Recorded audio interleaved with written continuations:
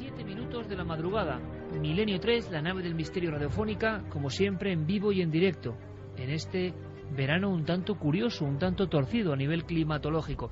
Me hace un gesto con el pulgar, Carmen, porque esta noche en Madrid semitormentosa, frío, menos frío, más frío, una cosa rarísima a estas alturas de junio, prácticamente como hemos tenido todo el año, y también incluso las redes de comunicación, pues que tienen sus particulares lapsus. Pero ahora, yo por cierto estoy aquí encantado, en este estudio nuevo ya no, porque llevábamos 2 semanas de exilio haciendo el programa fuera, pero estoy rodeado de virtuosismos tecnológicos, por el lado de Santi y por el lado de Carmen. No voy a decir marcas, pero tengo esas pantallas planas increíbles que parece que son futuristas, llenas de información, y estamos viendo cosas. Esto es una auténtica nave. ¿Encuesta? La encuesta. ¿Crees que algo de nuestro lugar donde hemos vivido? Sí, 88,1%, no 11,9%. A mí me sorprende mucho, ¿eh? Es la mayor parte de la gente, sí. La más diferenciada entre el sí y el no de todas las que hemos hecho, yo creo. Casi el 90%. Yo creo que sí. Queda algo nuestro. Que algo queda. Y algo queda en la historia de Marilyn. ¿Qué pasó esa noche? La noche de autos. Nos lo ha contado Santiago Camacho. Ha salido esa fotografía de un instante antes, en una noche polémica. Una noche para la historia. Una noche de conspiración, Santi. Pues sí. Todos tenemos, es una de las imágenes del siglo XX, esa imagen de Marilyn Monroe cantándole el Happy Birthday a John Kennedy. Muy pocos saben lo que sucedió realmente esa noche en que se tomó esa fotografía. Esa noche Marilyn Monroe abandonó literalmente un rodaje con una amenaza de despido por parte de la productora. Estaba muy enferma, tenía una grave infección en las vías respiratorias, casi pulmonía.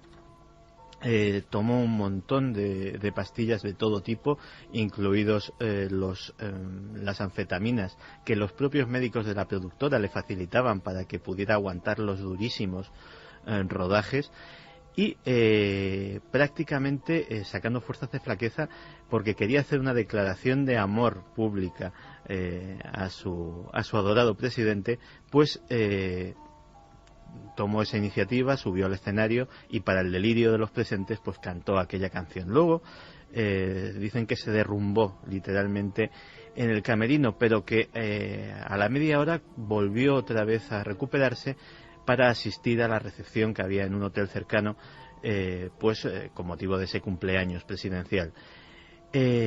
Poco sabía la pobre Marilyn que, según sus biógrafos, esa sería precisamente la noche en que John Kennedy le daría la ingrata noticia de que su relación había terminado. Y incluso es posible que esa fotografía, en la cual se ve bastante cariacontecidos a los 3 protagonistas, como si estuvieran hablando o discutiendo de algo sumamente importante, pues fuera precisamente el momento en el que Marilyn recibió una noticia que cambió para siempre su vida. No solamente por el hecho de que, esa aversión, esa fobia al abandono automáticamente se hizo presa de ella, sino que empezaron las llamadas constantes a la Casa Blanca, hasta el punto de que el propio John Kennedy tuvo que cambiar el número privado del despacho oval para que no recibir más llamadas. Empezó Marilyn a discutir en tono muy agrio con las operadoras de la Casa Blanca. Y fue, como muchas otras veces había sido su hermano Robert, el que había actuado de embajador para, de alguna manera, apaciguarla. Lo que no estaba en el guión es que Robert emprendería luego su propia relación con Marilyn Monroe. ¿Qué se sabe de la noche final? De la noche final se saben muy pocas cosas, pero desde luego todas ellas muy inquietantes. Una de ellas es la que citábamos antes con respecto a la autopsia. La versión oficial dice que Marilyn Monroe fallece de una sobredosis de barbitúricos, hasta 80 pastillas. Lo que llena de asombro al propio forense, a Tomás Noguchi, que por cierto ha salido más de una vez en estos micrófonos porque era, lógicamente, era el forense del distrito de Los Ángeles, y autopsias como la de Janis Joplin, la propia Marilyn Monroe, el propio Robert Kennedy y algunas estrellas más y algunos personajes famosos más le convirtieron en una especie de forense de las estrellas. Pues Tomás Noguchi descubrió que pese a la inmensa dosis de barbitúricos que había en la sangre de Marilyn Monroe, en su estómago no quedaba ni rastro de una sola pastilla. Tampoco había vómito, cosa que un forense nos podría decir que es muy habitual cuando sucede, es muy habitual o casi obligado cuando sucede una muerte de este tipo. Con lo cual él sacó la deducción de que esos barbitúricos le habían sido administrados de otra manera, bien por vía de una inyección, o bien incluso se habló de un método curioso, pero desde luego impecable desde el punto de vista de no dejar rastros, que era a través de una lavativa, es decir, administrándoselo bien por un supositorio o bien con una disolución de agua, y que fuera por vía intestinal absorbido y no dejase ningún rastro. Desde luego, muchos testigos que hablaron más de 40 años después, como la ama de llaves Eunice Murray, como el agente de policía que interceptó un coche en el que estaba Robert Kennedy, un Mercedes, en el que estaba Robert Kennedy, Peter Lawford, que estaba casado, era cuñado de los Kennedy porque estaba casado con una de sus hermanas y muy amigo de Marilyn Monroe, y el doctor Grison, que era no era el de la serie de televisión, sino era el psiquiatra de Marilyn Monroe, que huían precipitadamente de la zona de la casa. Todos sitúan a Robert Kennedy esa noche en casa de Marilyn Monroe.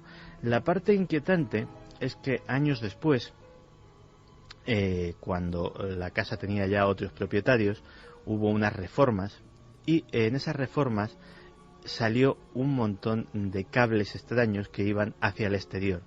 Lógicamente los propietarios pues preguntaron qué podía ser esto, y los expertos les dijeron que era una instalación de escucha de las que había en los años 60 o finales de los 50, muy primitiva pero muy eficaz, que había sido camuflada entre las paredes del domicilio, y ello nos lleva a indicar que por lo menos una cinta en algún sitio puede haber de esa noche. Lo que sucedió esa noche, alguien lo pudo escuchar y lo pudo grabar. ¿Quién sabe si algún día esa cinta saldrá a la luz?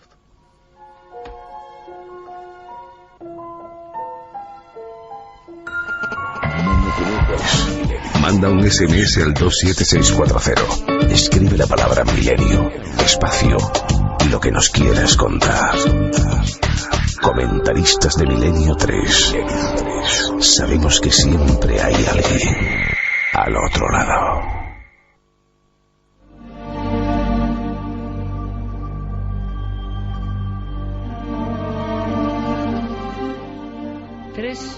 Y 15 minutos de la noche.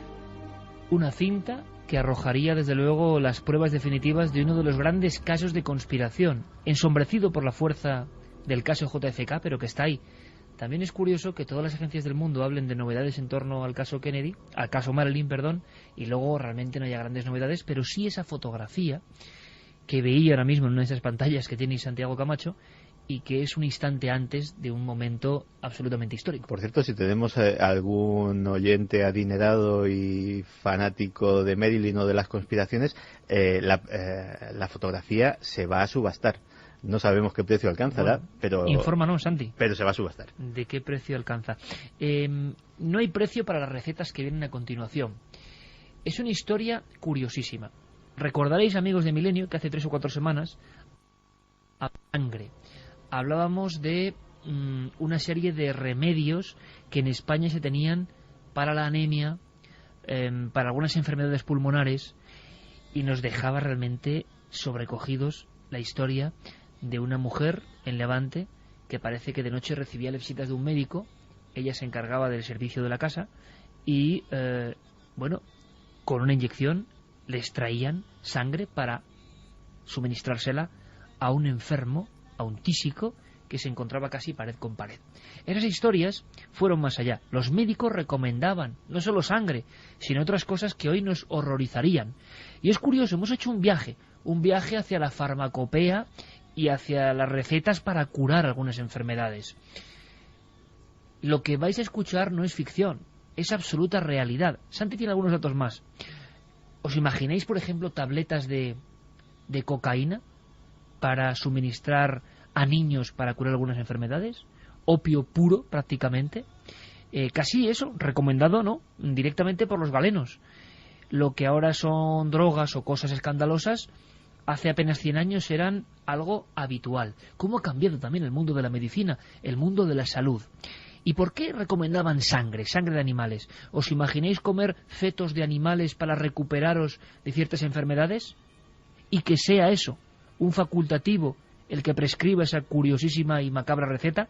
Nuestros compañeros Fermín Agustí y Carlos Largo han hecho un recorrido y han hablado con testigos que a raíz de ese caso de Levante nos decían: pues mi abuela fue bebedora de sangre, pues un pariente mío llegó a comer esos fetos de animales para regenerarse y cobrar salud, como le indicaba el médico.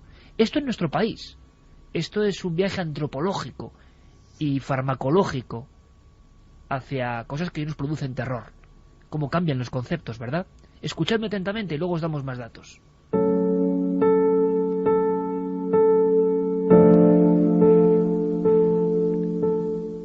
Hace tan solo unas décadas el debate en España entre los remedios caseros y los productos científicos era mucho mayor de lo que conocemos hoy en día. Y es que no solo curanderos y sanadores recetaban antiguos antídotos para paliar las enfermedades de sus pacientes. La medicina tal y como la conocemos actualmente también se dejaba guiar en ocasiones por este tipo de medicamentos de la naturaleza. Escuchamos a Ángeles García. Su abuela materna se curó hace 60 años gracias a las particulares recetas que sus médicos de Ávila la mandaron. Bueno, yo sé que antiguamente tampoco es que la alimentación fuera muy buena y bueno, cayó enferma simplemente con una anemia muy fuerte y bueno, después de estar en tratamiento médico en Ávila, pues como remedio casero a seguir en casa, pues según cuenta, ella dice que le mandaron para esta anemia que cogió tan fuerte, le mandó un remedio que era caracoles crudos con sangre. Sí que es cierto que había gente que bebía sangre para que le mandaban los médicos para anemia y esas cosas. La única de la familia que lo sabe es mi madre y era muy pequeñita, lo que le contó mi abuela, pero mi abuelo era pastor, o sea que yo supongo que eso lo sacaría de los animales propios que tenía mi abuelo. Ella era un pueblecito de Ávila, pero ella ha tratado lo que es en Ávila capital. De hecho, ella estaba enferma, pues estaba enferma del corazón y cayó enferma y la trataba lo que era en Ávila, o sea que no es un remedio de pueblecito, sino que es un remedio de capital.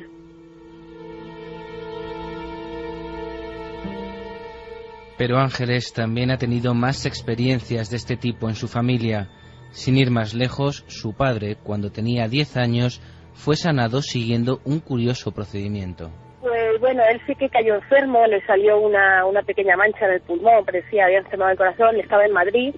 Y bueno, y allí el médico, él tenía unos 10 años aproximadamente, y allí el médico lo que hace es recetarle a mi abuelo una receta para que todas las semanas se acerque a un carnicero del barrio y con esa receta le tenía que dar un cabritillo no nacido. En cuanto antes de que diera luz, la madre, pues lo que hacían es que la mataban, le sacaban el que era, pues sin hacer, pues supongo que como si fuera el feto, por decirlo de alguna manera, lo sacaban y entonces ya se lo daban a él, se lo daban cocinado, no se lo comía crudo, se lo comía cocinado, pero yo no sé qué propiedades tendría, si por la placenta, si por la sangre o por alguna cosa. Se lo tenía que comer sin que llegara a nacer. Mi madre recuerda que era todas las semanas y así estuvo por lo menos casi 2 años. Y bueno, luego se curó, se le quitó, no sabemos si por eso, también tenía que comer hígado de caballo también hecho, por una cosa o por otra, lo que sí que es cierto es que se curó. ¿Pero por qué los médicos de aquella época decidían recetar remedios naturales que ahora nos parecen sorprendentes? La respuesta nos la da el psiquiatra forense José Cabrera. En aquella época no existía ningún tipo de posibilidad de dar proteína pura, como hoy ocurriría en cualquier hospital, sino es a base de los remedios naturales, como por ejemplo lo que habéis mencionado de los caracoles, porque el caracol es un animal que es pura proteína, es puro músculo. Entonces, la ingesta de caracol generaba una ingesta automática de mucha proteína en gente con anemias, en gente con pues muy delgada o con algún problema de tuberculosis se recetaba esto. El famoso cabritillo no nacido o el hígado era porque naturalmente en un embrión o en el hígado de cualquier mamífero hay mucha vitamina, sobre todo vitamina B12, y la vitamina B12 que ya entonces se conocía era fundamental para la anemia. Hoy naturalmente tenemos vitaminas en forma de inyectables y no es necesario recurrir a estos remedios que parece que eran como cosa de vampiros.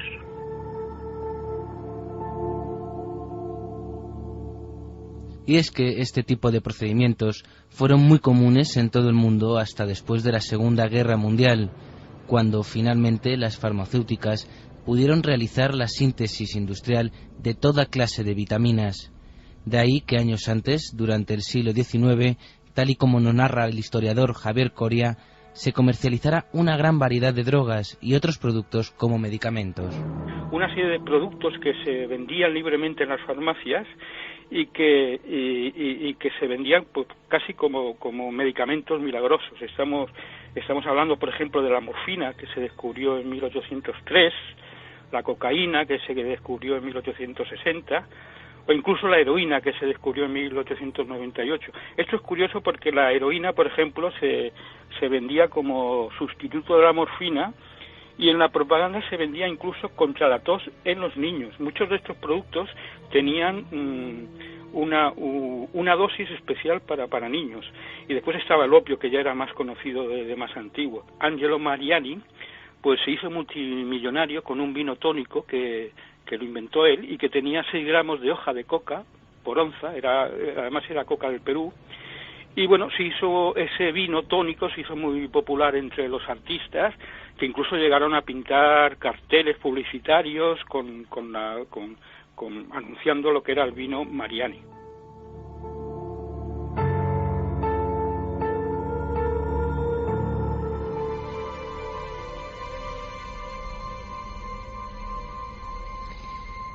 Vino Mariani, hígado de caballo, poco hecho evidentemente, cabritillo no nacido, recetario español ancestral. Nos sorprende, pero lo ha explicado perfectamente este reportaje y también el doctor Cabrera. Eran formas rudimentarias, incluso la ingesta de sangre. O sea que no son ficciones ni historias para que la gente pase miedo. Se hacía. Los bebedores de sangre de Madrid, de los mataderos, como hablamos hace 2 o 3 semanas, existían. Los remedios, sobre todo los farmacéuticos llegan a un nivel que ahora mismo nos tiramos de los pelos escuchando algunas cosas, ¿no? Pastillas con heroína para los niños para la tos. Pero es que era así. Bueno, es posible que entre los resquicios del archivo sonoro de esta casa, que es muy antigua, haya incluso anuncios de la cocaína Blancaflor, que tenía hasta su... Cocaína Blancaflor. Sí, era una marca comercial que tenía su jingle y su cancioncita que se emitía por radio, y que bueno, era muy popular, era, digámoslo así, era un tónico que elevaba el espíritu y que ayudaba en ciertas afecciones, como por ejemplo la astenia primaveral. Pues qué mejor para estar un poquito a tono que... O el que ahora, digamos, publicita, no sé... Unas vitaminas. Cápsulas, exactamente. Con ginseng, por ejemplo. Pues esto era más o menos lo mismo. El vino Mariani llegó a ser tan popular que uno de los consumidores y de los aficionados que incluso endosaba la publicidad con su propio nombre, era nuestro rey Alfonso XIII. Es decir, personajes de muy alta alcurnia de toda Europa pedían sus cajas de este tónico, que también decían que les sentaba muy bien. Es decir, cosas que ahora mismo evidentemente nos parecen absolutamente insólitas, pues en aquel momento eran de dominio común. Pensemos en la época romántica, el tremendo consumo que había de láudano, de ese derivado también del opio, que hizo estragos en cuanto a adicción, y que la gente lo tomaba como un somnífero ligero. Es decir, estamos hablando de lo que hoy día sería considerado drogadura. En cuanto a remedios, digámoslo así, más escatológicos o menos habituales, como esto que decíamos, pues de los fetos de animales, etcétera, etcétera, es curioso ver cómo había cierta sabiduría popular y que funcionaba de alguna forma como la magia simpática. Cosas como, por ejemplo, las manos de cerdo, o los pies o patas o pezuñas de cualquier animal, eran muy recomendados para todo tipo de afecciones como artritis, afecciones que afectaban a las manos, a las extremidades. Eso se parece magia vudú. Sí, pero... O sea, una pata de cerdo, ¿no?, para curarte la mano. Sí, pero si pensamos que las manitas de cerdo, una de las cosas que tienen es mucho cartílago, pues y que ese cartílago en el fondo se asimila como tal, como cuando... Una cosa, Santi, mientras cuentas, que es apasionante, me parece, yo le decía a Carlos y también a Fermín que este tema daba que hablar y que era a raíz de una oyente que llamaba. Yo quiero, por si acaso, Carmen, pedir a la gente en las vías de contacto, milenio3con número@canalser.com y en el 27640 que sigue, ahora está activo, ¿no?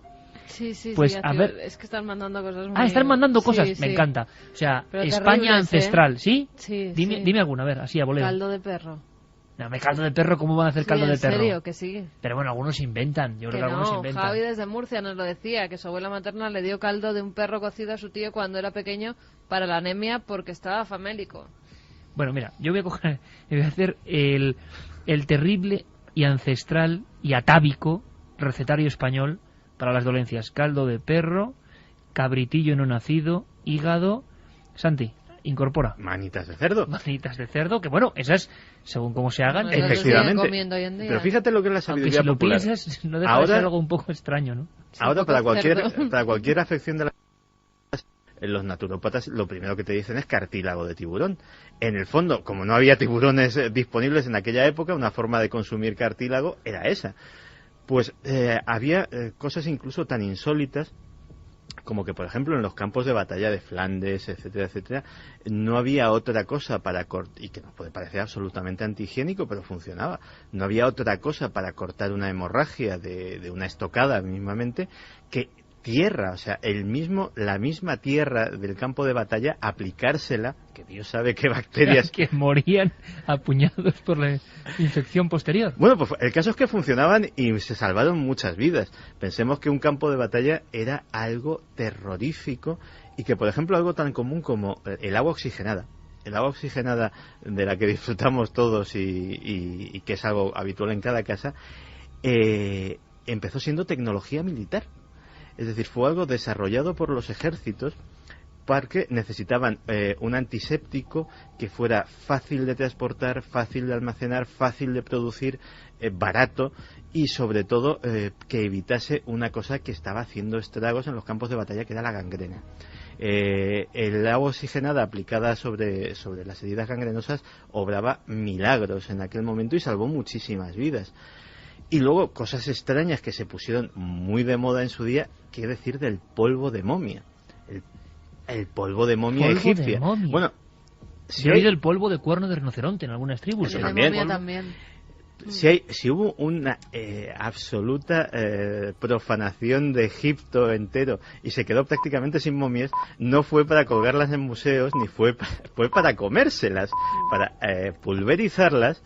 Y aquello tenía un montón de propiedades. ¿Pero, Santi, ¿estás leyenda urbana o No, esto es auténtico. El polvo de momia era algo cotizadísimo, fue una de las industrias de exportación de Egipto durante una muy buena época y tenía hasta su fundamento, digámoslo así, entre comillas, científico. No era porque comerse un cadáver, aunque fuera pulverizado, fuera más o menos sano, sino que la leyenda popular decía que los egipcios, a la hora de embalsamar a los muertos, utilizaban productos, aceites, etcétera, etcétera, muy valiosos y que podían ser muy terapéuticos, y que eso quedaba en el polvo de la momia, con lo cual si ingerías el polvo de la momia, pues esas antiguas recetas de los maestros egipcios pues también te entraban en la sangre, y eso pues desde curar prácticamente era como el aceite de serpiente del antiguo oeste, aparte de curar prácticamente todas las enfermedades, por lo visto su valor principal era que era un potentísimo afrodisíaco.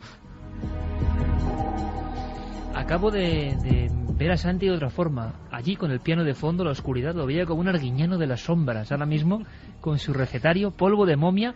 27640, quiero compaginar. Santi, sí, ya sé que me pides la vez. Estás ya como en la cola de la sección de embutidos, diciendo, cogiendo el número, porque esto es realmente el recetario oculto, pero que se ha mantenido en España.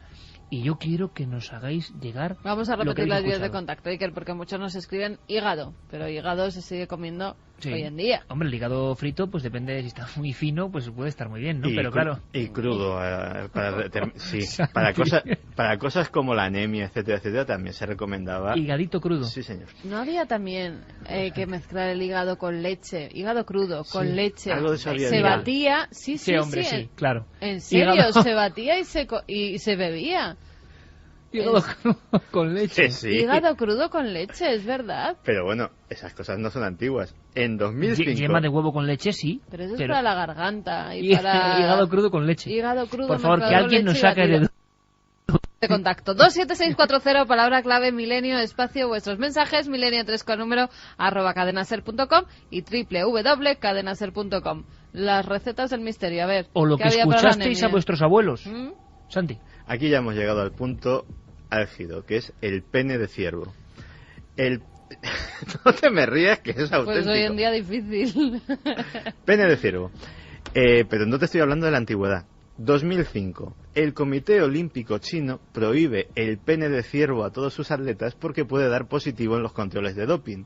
Parece ser que era una forma muy popular. Pero ¿quién se va a comer el pene de un No, ciervo a hoy mí en día? el misterio es... En 2005. ¿Por qué haces el link mental de repente el pene de ciervo? ¿Dónde tienes tú esa información? ¿Por qué? Y me pide la vez diciendo, espera que va. Es increíble Pene que de Santiago ciervo. Camacho ha venido, después de estar a 40 de fiebre, una semana casi, el hombre ha venido con toda la potencia. Pene de ciervo. La medicina tradicional china tiene también sus particularidades y hasta en el mundo del doping. Y parece ser que las dos sustancias dopantes, entre comillas, que preferían los atletas chinos y que, bueno, parece ser que algo de fundamento tienen porque sí podrían dar positivo en algunos controles, es decir, algún tipo de sustancia estimulante sí puede tener, eran el pene de ciervo y la sangre de tortuga fresca.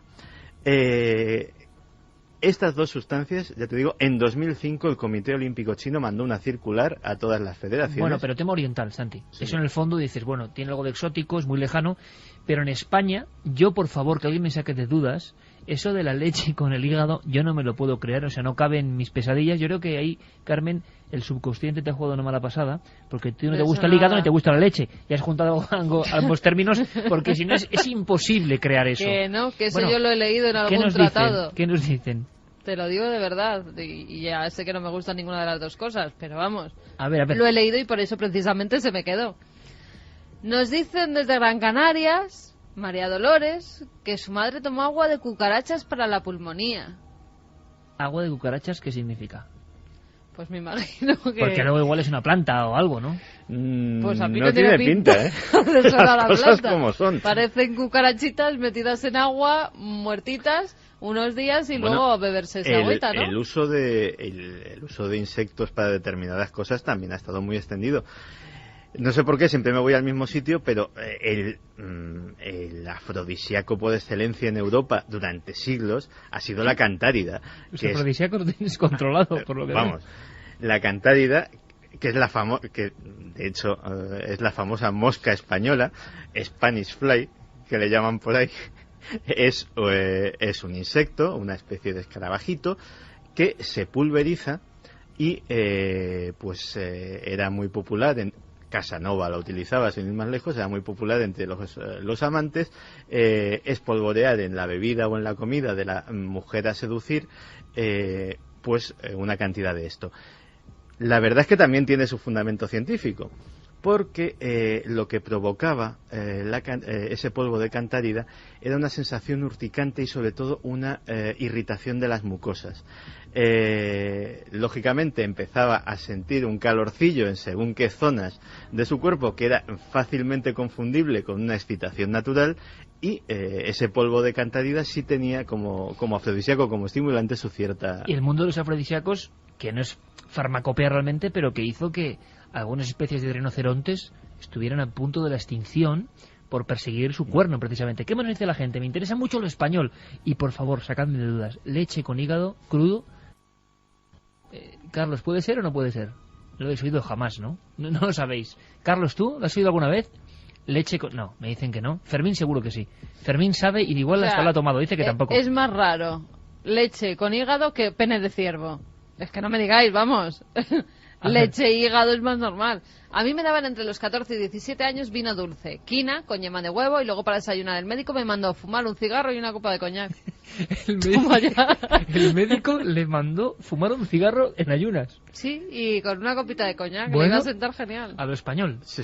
Alberto desde Mallorca, corazón de pollo, corazón de cerdo y leche de burra. No, eso, yo creo que están ya Que no. Pensándose un poco. ¿Me podéis sacar una Corazón duda? de pollo sí que es verdad que se ha comido, ¿eh? Ah, ¿y el hígado con leche no? Hablando de leche de burra, ya se lo pido a todos los oyentes, si me pueden sacar de una duda que tengo desde pequeño, que a mí me gustaban de pequeño unos dulces que eran las pastillas de leche de burra. Sí, señor. La pregunta es, ¿estaban hechas de leche de burra? Yo creo que no. Creo que no. Que eran Yo unos no los he dulces, comido en mi vida, blancos, vamos. unas pastillas blancas, sí, señor. Gerardo, desde Rociana del Condado, en Huelva, nos dice Galápago asado, en el entorno de Doñana. Galápago asado en España. Dice Carlos Largo que viene ahora con un recetario, con una hoja. No sé, que nos cuente algo, que nos lea algo, a ver. Yo estoy alucinando con este tema. Marijosa desde Madrid. Hace 15 años me recomendaron sopa de patas de gallina para recuperarme de una operación de menisco. Sopa de patas de gallina, pero Bueno, es también medio se comen curanderil. las crestas, sí, ¿no? en Toro, Zamora, es muy habitual comer un pincho, una tapa de crestas de gallo. Bueno, lo del caldo de perro, nos dice el mismo. Iker, veo que te ha sorprendido, es cierto, y se lo recomendó una vecina. A mí también me dio mucho asco cuando me lo contó. Mi tío se recuperó. Estamos hablando de los años 50 aproximadamente. Sí, todo esto está hasta los años 50, 60 aproximadamente. Ángeles González nos dice que por suerte para la anemia a ella solo la recetaban comer hígado, que su madre invariablemente la ponía todas las semanas. Igualmente me resultaba asqueroso. A ver, ¿qué traes aquí, Carlos? ¿Qué traes? ¿Qué zarandeas por aquí con papeles, documentos, Ilústranos. señalándonos cosas? No, léemelo y dímelo tú. A ver, ponte el micrófono. Carlos, buenas noches. Buenas noches, Iker. A ver, ¿qué me traías? ¿Por qué tenías con tanta urgencia que traerme esto? Porque nos saca de dudas. ¿De qué? ¿Por qué? Vamos a ver, pues que, por ejemplo, en Uruguay, sin ir más lejos, hay un informe que han hecho instituciones oficiales, que te leo a continuación. Buenas prácticas de alimentación del niño de 6 a 24 meses, del enfoque científico a la práctica cotidiana. Y en este informe, que tiene más de 90 páginas, por ejemplo, nos mencionan: el desafío para el Uruguay es buscar, respetando los hábitos y la disponibilidad de la familia, las mejores combinaciones de alimentos para que la comida sea más nutritiva. Viene un cuadro con algunas combinaciones y, por ejemplo, una de ellas, leo a continuación, dice: polenta o sémola cocida en leche con hígado desmenuzado. ¿Qué? Toma. ¡Hala! Carlos Largo en tu ayuda. ¿Ah?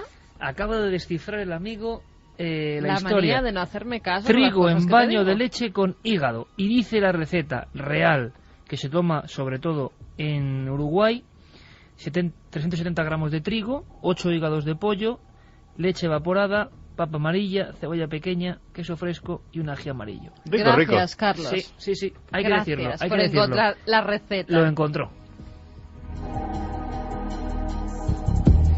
Y luego, si os parece, seguimos con más horrores culinarios farmacéuticos. Yo quiero contaros algo brevemente, algo que nace con una foto que me ha impresionado, y le voy a pedir enseguida a nuestro compañero Carlos Ródenas que nos ponga una música muy especial. Este programa es una montaña rusa, interactiva, pero yo, que compro muchos libros, me he encontrado una foto que me obliga a hacer un comentario. Veréis, hay un sitio cerca de Baza, en la provincia de Granada, que se llama Cerro del Santuario. Un sitio donde se produjo uno de los hallazgos más sorprendentes, más increíbles de la historia de la antigüedad de nuestro país. Un encuentro directo, cara a cara, con lo sobrenatural. Os voy a contar por qué me ha dejado con la carne de gallina la fotografía del lugar hoy. El Cerro del Santuario, Baza, Granada. Cuenta la historia que os quiero contar de forma muy breve, que en 1968, hay que imaginarlo, la Granada de aquella época de los hippies, donde se veía llegar a mucha gente que ponía rumbo a las Alpujarras, con ideas, sueños y extrañas sustancias, como hemos escuchado ahora mismo a nuestros compañeros. Entre ese grupo de visitantes llegaban también unos que eran casi igual de estrambóticos, con gafas de pasta, a veces el pelo largo, sombreros, algunos hablaban en otros idiomas y estaban dirigidos por un español llamado Francisco Presedo. Los llamaban los arqueólogos.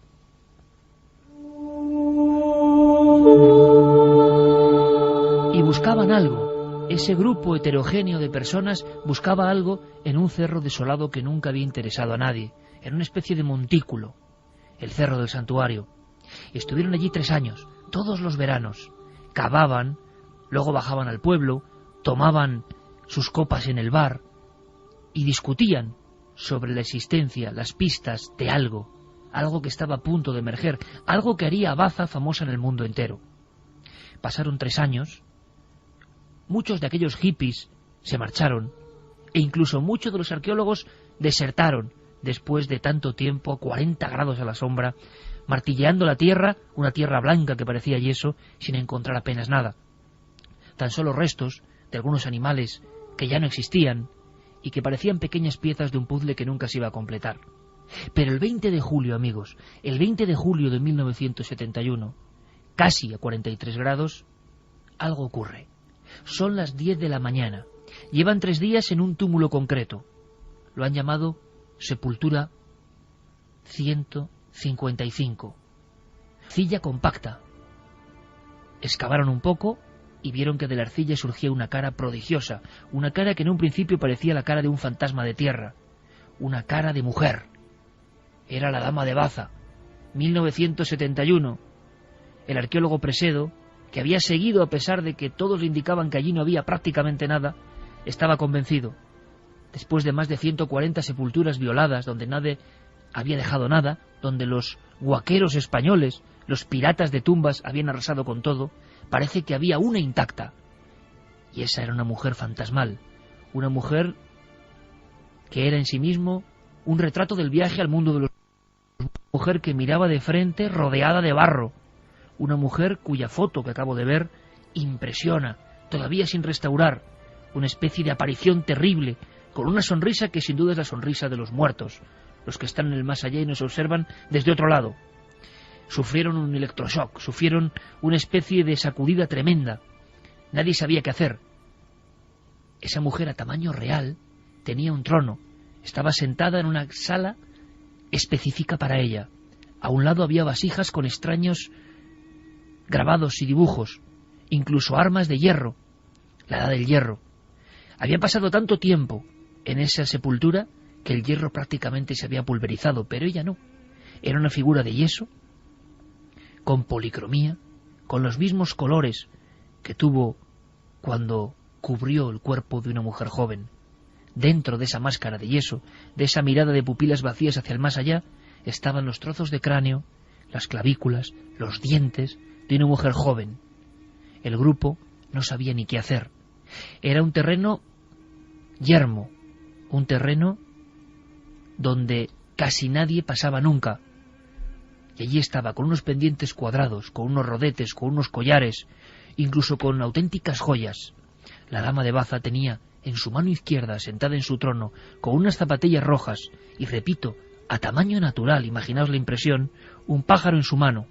Para los íberos, los españoles, tal como fuimos antes de los romanos y de la cristianización, el pájaro en la mano izquierda era el símbolo del espíritu que sale al vuelo, el espíritu de esa misma muchacha que estaba dentro de esa carcasa de hierro y esa carcasa de yeso, una especie de pájaro que estaba a punto de echarse a volar. Al día siguiente, en Baza, Granada, el 21 de julio de 1971, un montón de personas, con bicicletas, con coches, andando, acudían en romería hacia el sepulcro, hacia la sepultura, y todos decían lo mismo: se ha aparecido la Virgen. No sabemos quién fue esa muchacha, la dama de Baza. Sabemos hoy que su retrato impresiona. Podéis verlo en el Museo Arqueológico Nacional. Fue llevado en una caja y casi con alevosía, cuentan las crónicas, de noche. Los granadinos se lo tomaron muy mal. Era su dama. Tenía que estar ahí, sentada en ese trono extrañísimo. El respaldo son alas. Son alas que viajan al más allá. Se comprobó, los arqueólogos lo hicieron, que aquellos dientes, aquel cráneo, estaban parcialmente quemados. Tan solo horas después, en esa misma sepultura del Cerro Santuario, los españoles, tal como fuimos, habían quemado la osamenta, en un proceso del viaje al otro lado en el que creían. Y igual de sobrecogedor, igual de inquietante, el pájaro miraba al otro lado. Cuando se quitó todo el barro, los especialistas, ya de todo el mundo, lanzaron una exclamación.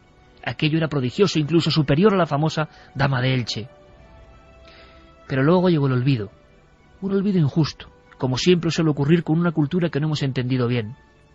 Había lo que podían ser en seres de sacrificio, había elementos con un lenguaje que nadie puede traducir.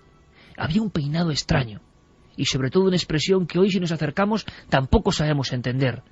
Es tristeza, es enojo, es una serena alegría, la paz del otro lado.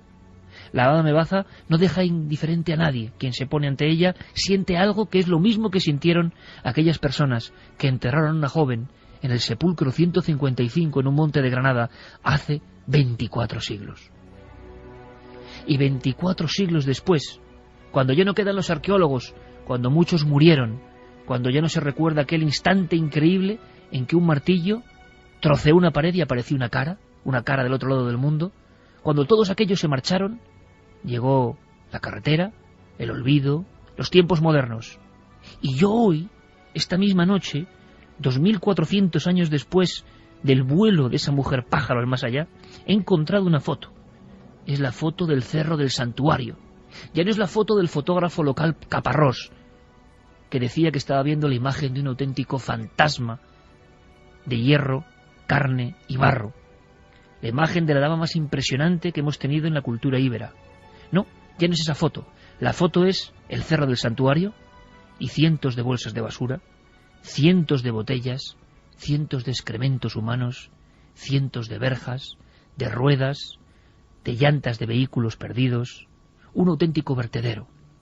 Es increíble, amigos, el lugar donde se encontró a la mujer del más allá, intacta, cuidada, como lo habían hecho y creían los antiguos, con sus joyas, con su pintura, con su maquillaje de la muerte, con sus, incluso hay que decirlo, mofletes sonrosados, sus labios pintados, sus rodetes como los de la dama de Elche, sus pendientes en forma de caja, su pájaro del más allá, todo perfectamente cuidado. Hoy es un vertedero lleno de basura, lleno de inmundicia, y nadie hace nada.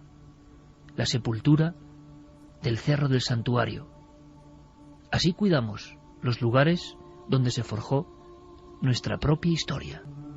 Por cierto, estamos ya 10 minutos del final. Ha sido no una denuncia, me ha impresionado mucho. Os recomiendo un libro un poco especializado, La Dama de Baza, un viaje femenino al más allá, que poco sabemos de quiénes fuimos. Y así lo pagamos, ¿no? Es increíble. En cualquier otro país del mundo, o en algunos países del mundo, hay que decirlo, en Estados Unidos, claro, no tienen íberos, pero eso sería imperdonable. El lugar del yacimiento convertido, y no es el único, no es el único lugar donde hubo cosas importantes que está así. Antes de pasar a más cosas, una importante. Nos vamos directamente a Chile. Algo ha estado a punto de suceder. Se ha abortado uno de esos planes fatídicos. Una secta chilena que estaba preparada ya para el fin del mundo. Tenían armas en su casa, tenían municiones, muchas, y aparte tenían pues un arsenal de comida, de bebida, porque se iban a encerrar allí al lado de una niña de 11 años a la que llamaban la princesita, que al parecer, según creían estos familiares de la niña que se encerraron con ella, hay 8 detenidos, que son todos familiares de la niña, pues tenía poderes, adivinaba cosas y creían que incluso si no le hacían caso podían sacrificar a personas. Esta niña lo iba apuntando todo en una especie de diario. Se ha encontrado un cuerpo, se ha encontrado restos humanos en esa vivienda que están investigando, la policía lo está investigando, pero Iker, creían que dentro de unas semanas se iba a producir el fin del mundo y que esa niña era la única que iba a sobrevivir y sembrar sus semillas, según ellos mismos creían, en un mundo que iba a ser mejor, un mundo en los que la secta, los que se inmolaran junto a esa pequeña, pues iban a sobrevivir en cierta manera. 3:52. A veces uno, hablábamos de Zorrilla, no sabe si está en la ficción, en la realidad, en la irrealidad. Estos son noticias reales, es increíble. Quiero contaros una cosa que es importante. Tiene que ver con Titán, tiene que ver con esa luna, tiene que ver con algo alucinante y positivo que acaba de pasar, Santi, ya verás, es sorprendente. Tiene que ver con algo que respira en Titán.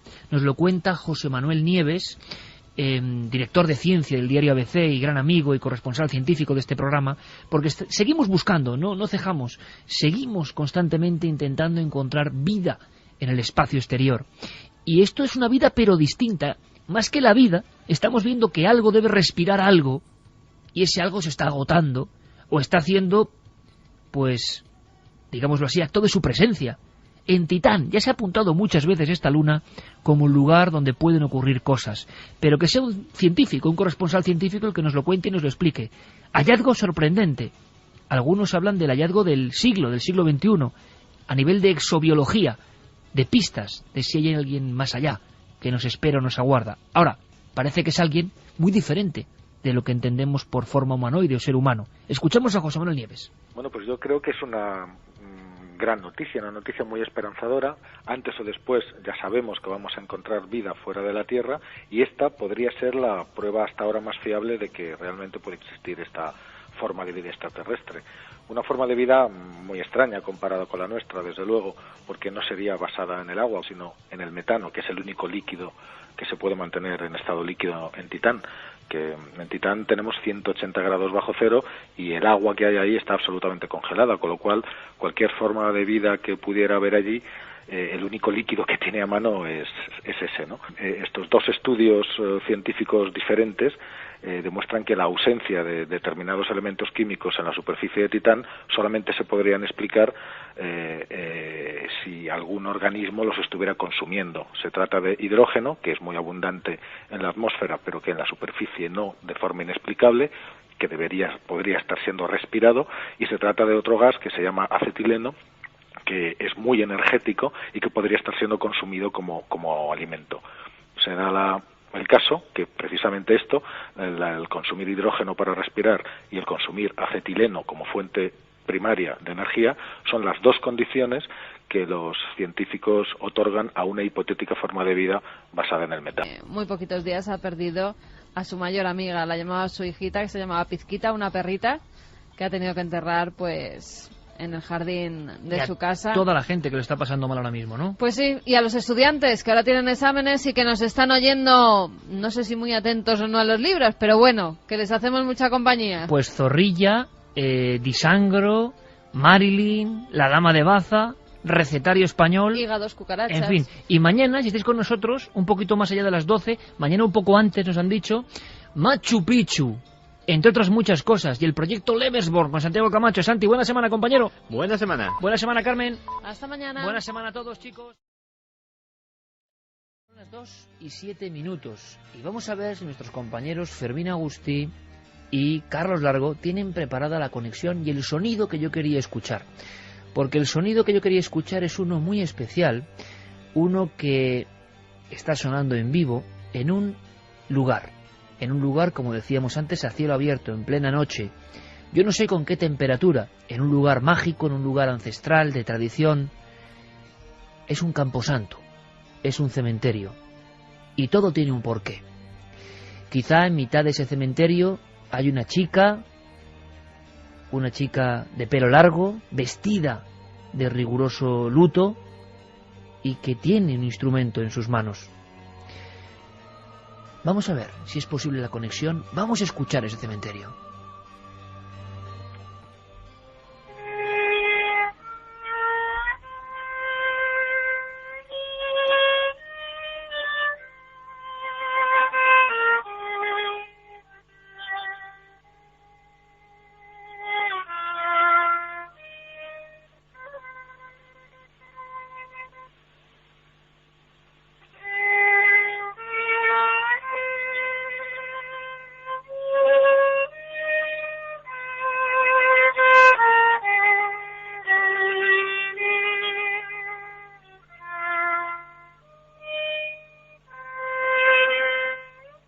Escuchamos unos sonidos de violín, unos rasgueos de fondo. ¿Qué sentido tiene esto? ¿Por qué?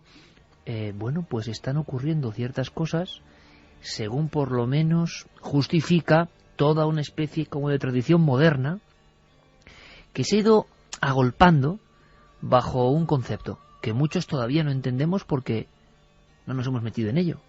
Retrum. Quien mejor nos puede hablar de esta historia es un compañero que vamos a presentar enseguida, que es Francesc Miralles, y tiene que estar nuestro otro compañero Juan G. Vallejo en ese camposanto donde ha sonado el violín y donde, como en muchos otros camposantos, parece que ocurren ciertos ritos. Es algo que se está fraguando ahora y simplemente queremos poner nuestro oído de escuchantes, para enterarnos de algo. ¿Por qué pasan las cosas? Queremos estar ahí. Juanje Vallejo, buenas noches, compañero. Buenas noches, sí que... Un camposanto, yo no sé las condiciones ahora mismo climáticas. ¿Qué lugar estás viendo, Juanje? Bueno, pues ahora mismo estoy en la puerta del cementerio de Tellá. Hace 10 minutos que ha empezado a llover cada vez más copiosamente. Delante de mí tengo un mausoleo bastante grande que voy rodeando ahora mismo. Hay unos cipreses enormes que tapan en medida unos nichos. Voy a empezar a bajar unas escaleras dentro de muy poco. Y mis compañeros, Ivana Ruza, que está aquí grabando para Cuarto Milenio, y el escritor Francesc Miralles, pues está debajo de estos cipreses enormes, de estos árboles, que bueno, hacen que este cementerio ahora con esta lluvia y con la gente que nos acompaña, pues estuvimos descubriendo no solamente, bueno, este maravilloso pueblo que esté ya de la provincia de Barcelona, que tiene una historia fabulosa que ahora os puede contar Francesc Miralles, sino estamos descubriendo una nueva forma que se está fraguando de hacer espiritismo. ¿Forma de espiritismo? Sí, es una nueva forma de hacer espiritismo que además me parece preciosa, porque, bueno, quizás recoge todo el romanticismo que hace ya más de un siglo empezó Allan Kardec, y que es bueno, es intentar despertar a los muertos a través de música, a través de flores, a través de mensajes, y a través de que una persona duerma encima de una tumba e intente contactar en ese estado alterado de conciencia que es el sueño, pues con las personas que hay aquí en el más allá y que muchas veces dejamos olvidadas. Entonces, a través de ese sueño y de las percepciones que pueda tener esa persona, y lo más bonito que me parece de esta historia de hacer espiritismo, que no es que en el sueño tenga por qué aparecer el fallecido o la persona que está en el más allá, no de un mensaje directo, sino que a través de casualidades o causalidades que sucedan a partir de los siguientes días, pues la persona realmente haya contactado con este más allá, con esas personas que se fueron, y le puedan ayudar a su vida cotidiana, que era lo que intentaba Allan Kardec hace más de un siglo, ¿no? Contactar con la gente del más allá para entenderlos y para que nos puedan ayudar a nuestra vida. Entonces es una nueva forma de hacer espiritismo que me parece maravillosa y que Francesc ha recogido como nadie en su última novela. Pues Juanje, con sus palabras, ya nos ha dado una primera pista en ese camposanto de Tellá, en un lugar bien escogido, que no sé si tiene algo de especial para este tipo de ritos o no. En Retrum, esa publicación, ese trabajo de Francesc Miralles, se dan algunas pistas, pero cuando me contaban que había una gran parte, un río subterráneo de absoluta realidad y que llevaba ya un buen tiempo practicándose en nuestro país, evidentemente sentimos la sensación que seguro que os pasa a veces, ¿verdad, amigos de Milenio? Sobre todo los que ya vamos cumpliendo años, y es que ocurren cosas que uno no sabe por qué ocurren. Son movimientos que enganchan a mucha gente joven, y queremos saber de qué se trata. Francesc Miralles está en otro punto de ese camposanto. Él me dirá qué punto concreto. Francesc, buenas noches. Muy buenas noches, Iker. ¿Dónde te encuentras tú, amigo? Estoy bajo un enorme ciprés, refugiado de la lluvia, y viendo velas encendidas que hay en diferentes mausoleos, y disfrutando del silencio en este cementerio que está encima de una colina delante del mar y con un viento misterioso que nos está barriendo un poco. Francesc, tú eres, entre comillas, uno de los culpables de que estemos hablando de esto a estas horas exactamente, a las 2:13, y de que estéis aguantando el temporal en un pequeño cementerio.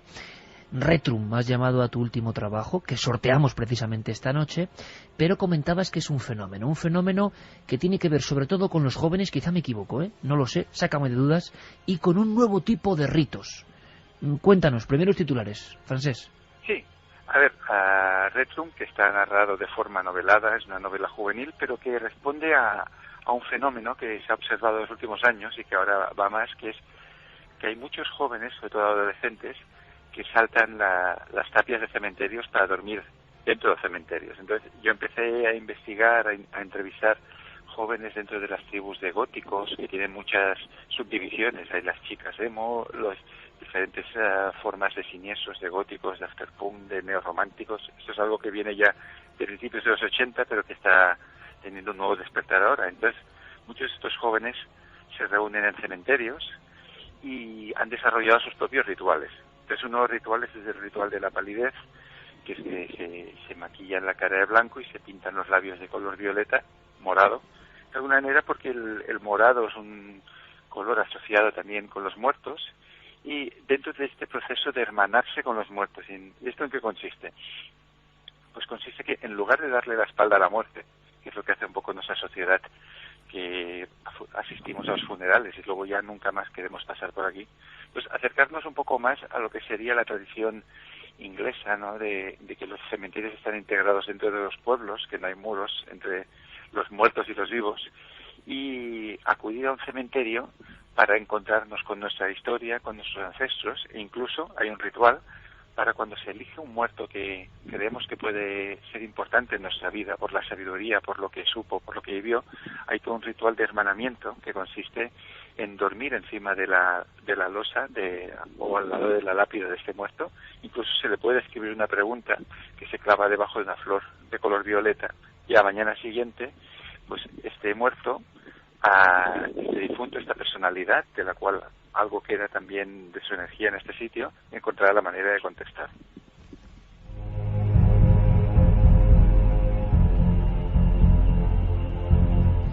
Pues desde luego son muchos elementos y muy interesantes, sumamente interesantes. Hay algunos cuadros góticos, algunos grabados que representan a personas dormidas, como además un sueño alterado de conciencia para intentar captar algún tipo de conocimiento. Bueno, dormido o ensoñando está el gran Goya, ¿no?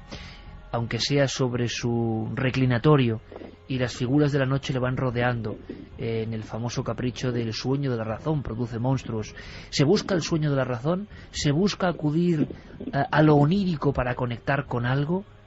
Yo no sé si estamos escuchando de fondo la propia lluvia que cae en ese cementerio. Vamos a ver, Geray, si incluso reducimos la música, porque yo creo que no sé si es la lluvia lo que estamos escuchando. Lo que sí sé es que en otro punto de ese mismo camposanto, cementerio de Tellá, está una de esas personas que hace ese tipo de ritos, y queremos saber qué busca, y sobre todo podéis preguntarle a cualquiera de nuestros compañeros que están ahora allí en el 27640, palabra clave milenio, o en las vías de contacto, porque yo creo que es que precisamente este nuevo fenómeno da como para muchas preguntas.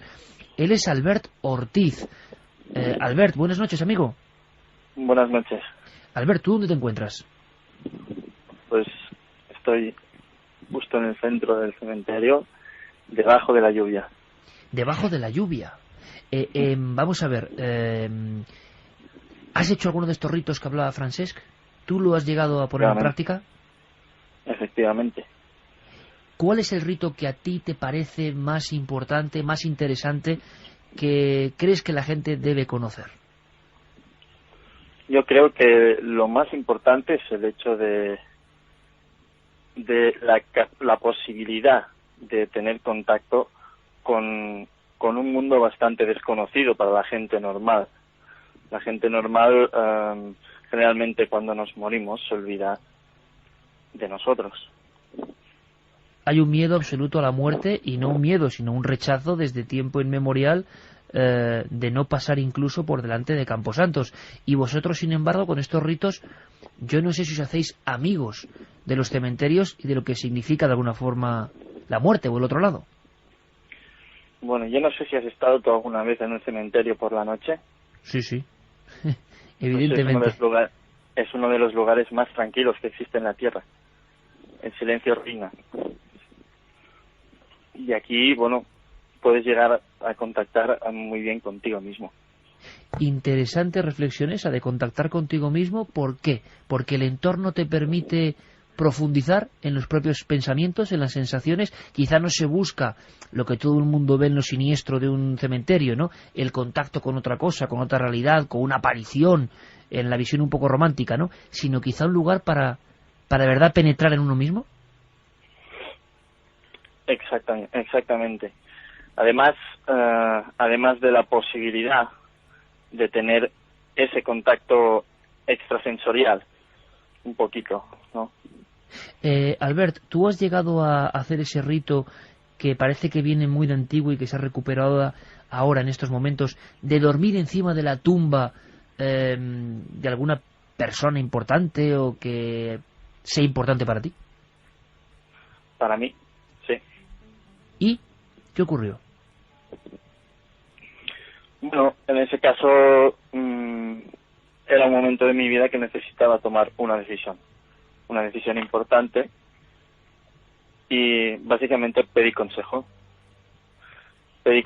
y además de la que te hablo fue mi primera experiencia, y a partir de esa, que fue completamente satisfactoria, lo he venido practicando muy a menudo. ¿Quieres decir, Albert, que en el proceso del sueño, la ensoñación, lo que ocurre en ese periodo, es curioso? Porque estoy recordando ahora, fíjate, a algún investigador o periodista que cuenta él en alguna crónica que durmió en una tumba y que vivió todo tipo de experiencias, en este caso en Rennes-le-Château, lo estoy recordando ahora, y puede ser muy subjetivo, desde luego, y es una experiencia personal. Yo no sé, Albert, si nos puedes contar algo que no sea personal, sino que nos aproxime a qué puede ocurrir para cada uno en esos ritos. O sea, ¿se te dio una respuesta o viste las cosas más claras a raíz de ese rito? Bueno, aquí entra cada uno su manera de ser, su manera de sentir las cosas y los hechos. El hecho de dormir encima de una tumba es algo que, si te quitas el miedo de encima, el miedo que tiene la gente de acercarse a los muertos, porque ellos te acogen, te hace sentir eso, muy acogido, ¿no? Y bueno, en mi caso, más que nada fue luego la expresión del mundo que me dirigió hacia el camino que tenía que elegir.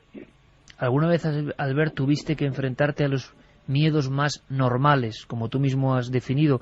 ¿Alguna vez al inicio de estos ritos o en alguno de los cementerios hubo experiencias no satisfactorias? Es decir, o intentaste hacer esta experiencia y no llegaste a lograrlo, o fue más dificultosa pues por el entorno y por los miedos, yo creo que arquetípicos, que muchos llevamos dentro, ¿no? ¿Te ha ocurrido? Bueno, algunas veces el rito funciona mejor que otras, y las resoluciones son más claras que otras. Pues es un tema francamente interesante. Algunos lo tomarán como lo sociológico, otros lo tomarán por el lado de lo puramente fenomenológico, por lo subjetivo, lo psicológico, pero está ocurriendo ahora y empieza a ser un fenómeno no solo en España, sino en Europa. Yo no sé vuestra opinión, compañeros. Tú estás viendo incluso en foros de Internet que existen y que evidentemente potencian todo este tipo de ritos, que cada uno piense lo que quiera, pero hay como todo una, incluso, vamos a decirlo así, simbología, ¿no?, física de la gente que practica estos ritos. Sí, parece que todos llevan, por lo menos en lo que se ve en los foros, pues ese aire gótico, ¿no?, tan característico. Yo creo que son gente como otra cualquiera, gente normal, que viven unas experiencias que sí, eso sí. Yo no sé los permisos que tendrán para entrar en los cementerios, porque si no se pueden meter en un follón. A veces nosotros hemos tenido que pedir permiso para que esta noche pudiéramos conectar desde allí. No sé la gracia que le hará a la gente que duerman, por ejemplo, en la tumba o en el nicho de sus familiares. También estamos en los dos puntos de la sociedad. Quien quiere vivir una experiencia nueva, casi filosófica, incluso una forma nueva de contactar con seres del más allá, si es que los hay, y también la otra parte, la sociedad, que ve de una forma un tanto extraña que duerman con sus muertos, incluso que puedan estar durmiendo al lado de tu padre, de tu madre, que ya descansa en paz. Serían los dos pesos de la balanza. En cualquier caso, el fenómeno tiene una dimensión muchísimo mayor de la que podemos sospechar. Y es que de todas, digamos, las tribus o subculturas urbanas que han existido hasta ahora, el mundo gótico es posiblemente la que más tiempo se ha extendido. Cosas que sociológicamente, en teoría, han repercutido mucho, como el movimiento hippie, como el punk. Son gotas de agua, digámoslo así, en los 30 años largos de evolución de un movimiento tremendamente ecléctico. ¿Sería la tribu urbana quizá más longeva o de las más longevas? Sí, lo que pasa es que no han tenido la relevancia que ahora están experimentando. Ahora digamos es que estaríamos en la tercera generación de góticos que de alguna forma con respecto a los que iban por delante de ellos en el tiempo, se caracterizan en que en vez de evitar de alguna forma la sociedad, están visibilizándose más. El mundo gótico de hace 10, de hace 20 años era un mundo esencialmente nocturno, era un mundo esencialmente circunscrito a determinados clubs, y ahora mismo pues eso se está abriendo, y es lo que está haciendo que ahora la sociedad en general lo vea, pero ha estado ahí mucho tiempo y tiene una importancia tremenda. Tiene una importancia tremenda en cuanto a la serie de valores que se defienden. El mundo gótico es posiblemente la extensión natural de un fenómeno como es el romanticismo, que Claro, es que las escenas que estaba contando Alberto, han contado Francés o Juanje, son pues propias de Alenza como pintor, del último Goya, de Larra, es decir, de la España romántica que se aproximaba por vez primera a las tumbas para sentir cosas. Claro, y que el siglo XX lo cerró de alguna manera en falso, con una época de evolución científica contra lo que sería el pensamiento más luminoso, más mágico, más irracional, si quieres. Es una época de cientifismo absolutamente atroz, 2 guerras mundiales, y de repente, pues de un barullo que era el movimiento punk, empieza a surgir una gente que empieza a recuperar esos valores. Y aunque nosotros o los medios de comunicación en general siempre presentan una imagen muy frívola del mundo gótico, centrándose sobre todo en lo que es la estética, es una parte de nuestra juventud, la mayoría son jóvenes, que está muy a tener en cuenta. El gótico medio en general es una persona con inquietudes literarias, con inquietudes artísticas. Casi todos practican alguna forma de arte, no solamente música, como podría ser en otro tipo de movimientos musicales, sino que hay pintores, escritores, gente que incluso inventa nuevas formas de arte para dar salida a su creatividad. Parte de esa creatividad la llevan por encima de su propio cuerpo, digámoslo así, en forma de su propia imagen, que para ellos es tremendamente importante.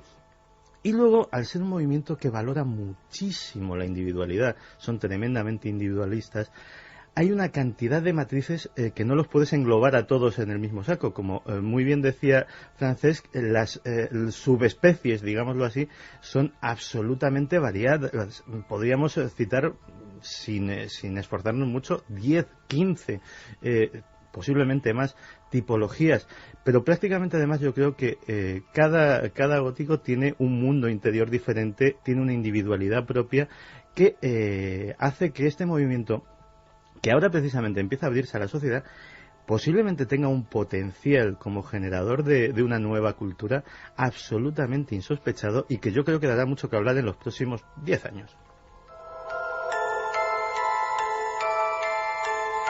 2:27. Juanje, quizás tú nos puedas hacer una fotografía de cómo son, bueno, primero Albert y la compañera a la que antes hemos escuchado, es decir, digámoslo así, una diapositiva, ¿no?, de que cómo van vestidos, por ejemplo, si se necesita algún atuendo especial, y lo hablamos desde la ignorancia más absoluta, es decir, desde no saber si hacen falta una serie de prebendas físicas, ¿no? Hablaba Francés, y me ha parecido muy interesante hasta qué punto está compartimentado el tema del ritual con la flor violeta, que es la flor del romanticismo, evidentemente, de color violeta, un mensaje, la tumba. Bueno, háblanos de... Has estado horas allí con ellos, estás allí con ellos. Por ejemplo, ¿cómo van vestidos? ¿Cuál es el aspecto? ¿Qué te ha sorprendido?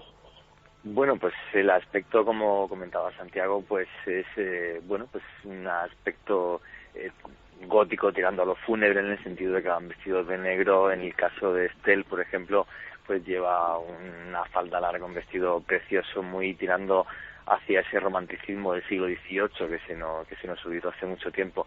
Pero llevo todo el día entre góticos. Yo reconozco que mi incultura sobre lo que era el mundo gótico era total, y esta mañana entrevisté a Giorgio Yekeki, que es el cantante del grupo Medianoche. Estaba en un picnic gótico en un parque de Barcelona, y hay una cosa que decía Santiago que me parece fundamental, y es que dentro de la banalidad musical que existe hoy día, donde la música no transmite mensaje alguno de nada, a lo más el de fiesta, la gente con la que yo he estado charlando todo el día, con la que he compartido pues una tortilla de patatas y una Coca-Cola, si hemos estado charlando, y la gente con la que estoy ahora aquí, sí es gente que tiene una gran inquietud cultural.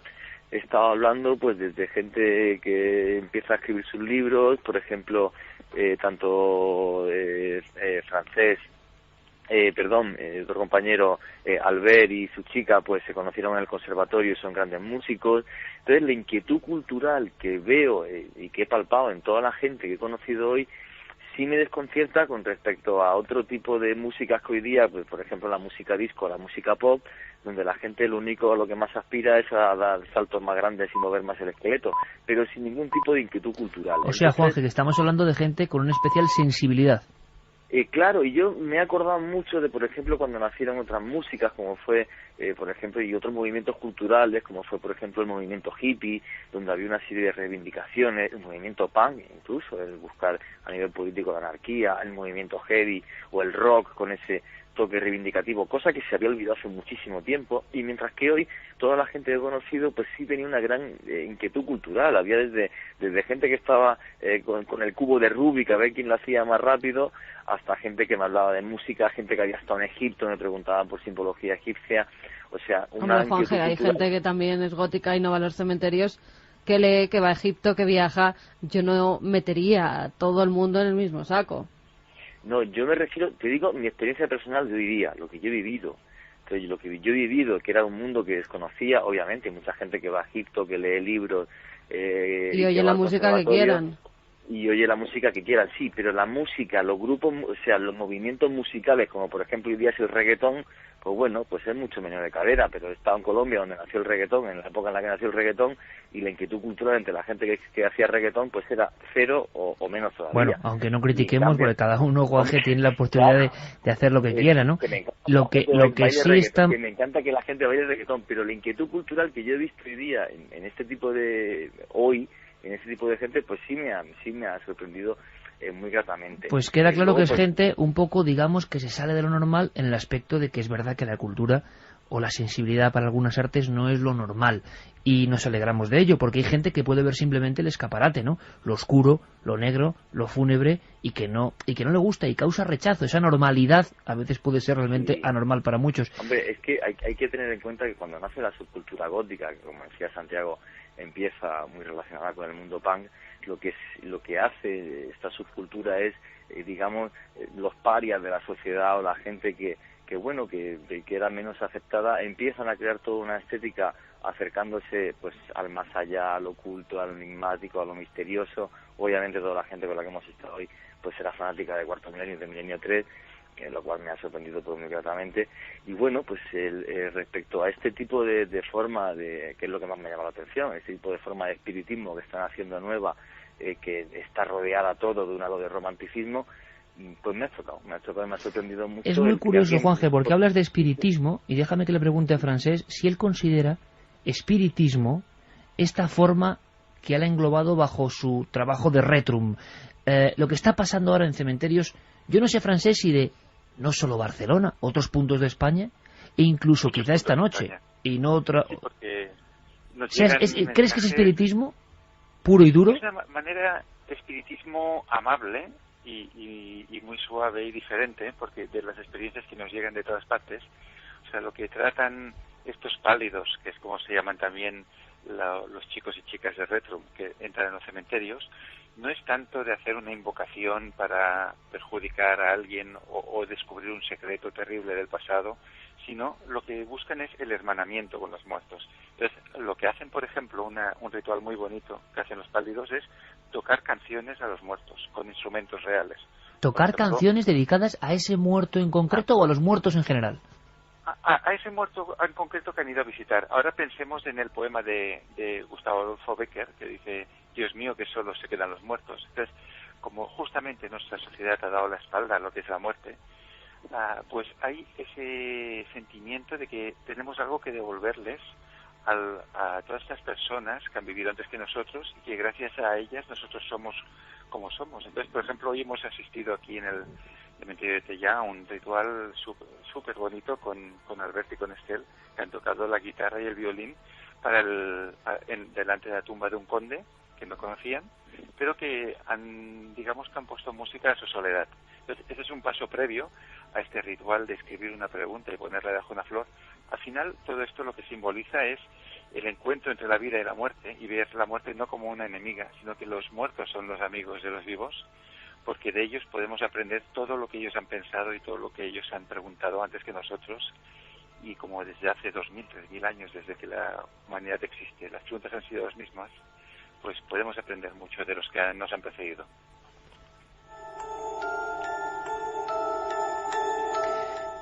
Quería preguntarle a Albert, que espero que no lo esté pasando muy mal bajo la lluvia que asola esa parte de Cataluña, y le agradezco mucho, bueno, agradezco a todo el equipo que está ahí, su paciencia y aguantar las inclemencias, porque creo que era importante que esta noche sintiéramos un poco esta tradición cultural, antropológica, espiritista se podría decir también, algunos aceptarán, que está fraguándose. Albert, tú sabes, porque imagino que utilizáis Internet como forma de conexión y de afinidades, ¿no?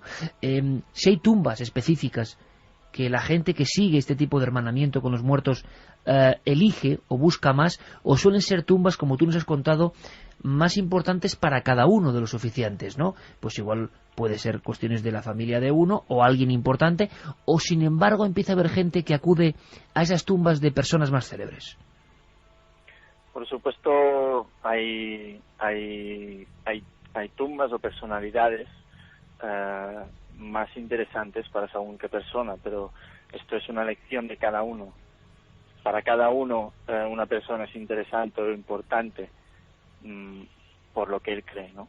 Pero tú sabes, y por ejemplo, porque sabes que suele ocurrir muchas veces, es decir, que de repente fallece alguien que es conocido, popular, importante, y de pronto se producen cosas en torno a su tumba, ¿no? Gente que acude, que sigue peregrinando. En el aspecto de vuestros ritos, ¿sabes si hay sepulcros, tumbas, que son predilectos por parte de algunos o no? Sí, lo que pasa es que, bueno, sobre todo siempre tenéis que contar que todo esto se hace ante el mayor respeto total del personaje que esté y de la familia. Por supuesto, no vamos a profanar ninguna tumba ni nada. Y lo que no te voy a decir es, por ejemplo, quiénes son los personajes, pero sí que hay algunos que son... Los hay, ¿no? Interesante, porque quizá incluso nuestros oyentes podrían especular sobre quién puede ser o quién no puede ser. Francés, el movimiento de hacer este tipo de ritos, vamos a hablarlo de ensoñación, en el fondo viene desde lo más antiguo, porque los hombres han acercado a los muertos y a los rituales y han ensoñado desde las épocas de los Asclepeion griegos, ¿no? Donde los enfermos, claro, sí, exacto, iban allí a visionar cosas, a tumbas arqueológicas anteriores, por ejemplo, a los griegos, y lo hacían los griegos. Pero esto ha ido cogiendo fuerza. Tú, con Retrum, has intentado hilar todo eso en forma novelada, pero esto, como siempre, ¿nos viene de fuera? ¿Nace en Europa? ¿Nace en algún lugar concreto? ¿O lo estamos exportando nosotros a otros lugares? Esto lo estamos... Ahora mismo tienes toda la razón en que la ensoñación de los vivos para comunicarse con los muertos es algo que viene de muy antiguo, incluso de las culturas precolombinas. Porque sí que es cierto que cuando se muere un ser querido nuestro, todos los oyentes que lo han vivido y lo vivirán, esta persona se nos sigue apareciendo en los sueños a lo largo de muchos años, sobre todo si ha sido alguien muy importante para nosotros. Yo recuerdo, por ejemplo, la figura de un primo que era como un hermano mayor. Tuve conversaciones con él durante 10 años, durante sueños, y realmente me ayudó a muchas decisiones de mi vida. Entonces, todo esto que es tan viejo como la humanidad, ahora mismo lo estamos exportando, en el sentido que en esta novela Retrum, que explica la historia de 2 chicos y 2 chicas que se hermanan con los muertos, pues ahora mismo pues la novela ha sido contratada por una editorial francesa, que es Hachette, una alemana, una brasileña, otra de Croacia. Entonces, en todo el mundo en 2011 van a salir las traducciones de Retrum. Hay un enorme interés por el fenómeno, Francés. Sí, muchos miles de cementerios de todo el mundo donde van a acercarse a vivos a hermanarse con los muertos. Oye, yo sé que Albert tiene que ser mucho más. Y ahora vamos con preguntas. 27640, palabra clave milenio, la web de la cadena SER, y milenio3 @ con número cadenaser.com, milenio3 con número @ cadenaser.com, porque yo sé que habrá gente que quiere preguntar cosas de esta cosa nueva que está surgiendo. Pero Francés, como digo, tú, sobre todo como divulgador, como periodista, como informador, como novelista, igual puedes ser menos cauto que Albert, al que entendemos, ¿no? Y yo no sé si has detectado, bien sea en Barcelona, bien sea en Madrid o en otros lugares, si hay sepulcros que son, bueno, pues que la gente cree que... Hombre, yo estoy pensando que de hacer estos ritos... Puedo decir uno. Cuéntanos, Sí. cuéntanos. Bien, a todos los que se acerquen al cementerio de Barcelona, el Poblenou, ahí hay un muerto muy, muy, muy célebre, y no es célebre ahora, sino desde hace 100 años, es la figura del llamado El Santito, que es un chico de 19 años que trabajaba en los almacenes del siglo, que fueron estos grandes almacenes que era el equivalente a Harrods en aquel momento en Barcelona, cerca de las Ramblas, que sufrió un incendio que lo devastó, que aún no se ha descubierto exactamente las causas, es todo un enigma. Y este chico de 19 años, que lo llamaban el Santito, porque era muy buena persona y hacía favores a todo el mundo, tenía el don de la precognición y adivinaba muchas cosas de sus compañeros de trabajo. Incluso pronosticó el día de su propia muerte, el día exacto. Entonces, cuando él murió, lo enterraron en el cementerio del Poblenou, y tiene tantísimos seguidores aún hoy en día que si alguien se acerca lo puede comprobar por sí mismo. Han tenido que apartar todo lo que había en los nichos alrededor, porque en 20-30 metros a la redonda todos son estatuillas, papeles, peticiones, velas, incluso los mismos árboles que hay alrededor del Santito están llenas de notas colgando con cosas que le pedían, porque desde su muerte, ya incluso desde su vida, muchas personas están convencidas de que concedía deseos y que procuraba consejo, que es esto que estamos hablando, ¿no? Que los muertos te aconsejan a los vivos cómo hay que vivir. Muertos consejeros o mensajes del más allá consejeros, que es una tradición española antiquísima que parece que va adoptando diferentes formas, trajes, pero este Santito o Santet, como le hemos oído en alguna ocasión denominar allí en Barcelona, o sea que hay gente que crees que llega a hacer los ritos de pregunta y de ensoñación también. Sí, en el caso del Santito o el Santet, como bien has dicho, hay todo un ritual que puedes escribir una nota con un deseo, o puedes poner una pregunta, y luego hay que pasar, creo, a la derecha del nicho donde él está, donde hay una pequeña fotografía. Y luego en otras partes del mundo pues hay otros santos, hay otros muertos que tienen otras tradiciones también. Pensemos en el cementerio de Père-Lachaise en París, también ahí hay difuntos muy visitados y que han provocado muchos problemas para el propio cementerio. La tumba de Jim Morrison, por ejemplo, la lápida fue arrancada tantas veces por los fanáticos que al final la familia puso una lápida anónima con un mensaje en griego que nadie podía entender, y aún hoy hay un policía solo para esa tumba porque habían tumultos y existe aún todo eso. O sea que los muertos de alguna manera siguen viviendo, o su mensaje sigue viviendo, como cuando vamos a Nueva York y visitamos el Strawberry Fields de Central Park. Pues mucha gente está ahí y conecta con el espíritu de John Lennon y con lo que era su ideología. Por lo tanto, de alguna manera siguen presentes, y eso es una buena noticia. Vamos con unas cuantas preguntas. Yo no sé qué cuestiones tienen los oyentes, y qué opinión libre tienen. Pues vamos a repetir las vías de contacto: 27640, palabra clave milenio, espacio vuestros mensajes, milenio3 con número @cadenaser.com, o ya sabéis, la web www.cadenaser.com para dejar los mensajes pues al segundo casi. La gente está bastante cabreada con lo que hacen estos chicos, a lo mejor porque es nuevo o porque no se entiende. Nos dicen, se pide permiso a la familia del difunto, nos parece una falta de respeto ocupar el lecho de descanso eterno de un difunto. Lo preguntaba Iñaki desde Vitoria. A Albert le preguntan también si ha visto alguna vez fuegos fatuos, lo preguntaba Alexia. Albert, fenómenos que son más o menos habituales, y bueno, la opinión es libre desde luego, y cada uno puede interpretar los hechos con la misma libertad que los estamos contando y están contando nuestros protagonistas. ¿Has sido consciente alguna vez, Albert, de fenómenos que sí que, sin ser tan extraños, o quizá tan extraños, como las apariciones, como bien dice Carmen, o más, como los fuegos fatuos, te preguntaban si, al ser habitual, entre comillas, de estos lugares, ¿los has visto en alguna ocasión? Bueno, en alguna ocasión, en varias, de hecho. O sea que el fuego fatuo... Oye, cuéntanos cómo es. Generalmente en lugares donde la gente está enterrada en el suelo. ¿Y cómo son? ¿Qué descripción? ¿Tú cómo te las has encontrado? es como una especie de fogonazo. Una especie de resplandor, ¿no? Dani desde Orcasitas dice: yo pienso sobre este tema que mientras se respete a los muertos y a su lugar de reposo no me parece para nada mal. Lo que no podemos hacer es olvidarnos de la muerte y de nuestros muertos. Miquel desde Huelva dice: me recordáis al arropiero, que era el asesino que, si no recuerdo mal, entraba en los cementerios y dormía en los nichos.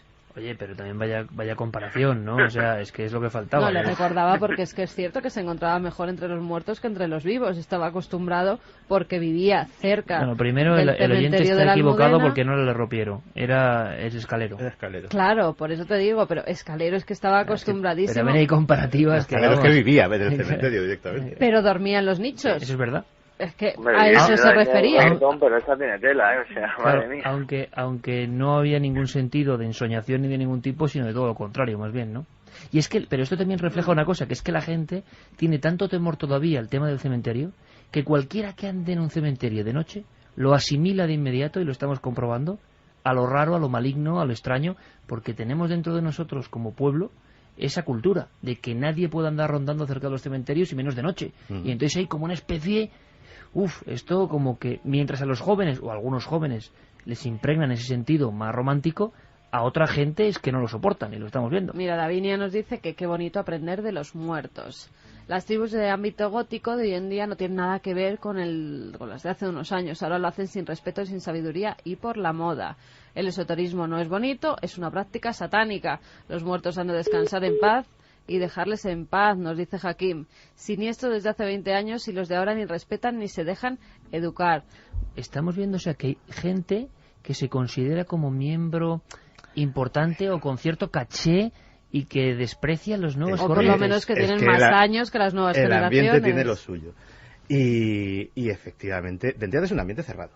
Es decir, hay que, no te voy a decir que pasar ritos de iniciación porque no es así en absoluto, pero de alguna forma sí que tienes que demostrar un cierto compromiso con la estética. No se trata simplemente de... Esto debe pasar entre veteranos y jóvenes, y en casi todas las corrientes, ¿no? Sí. O sea, estos jóvenes advenedizos piensan los más veteranos, eso quizá porque no están en la palestra, ¿no? Pero vamos, que efectivamente pues los más veteranos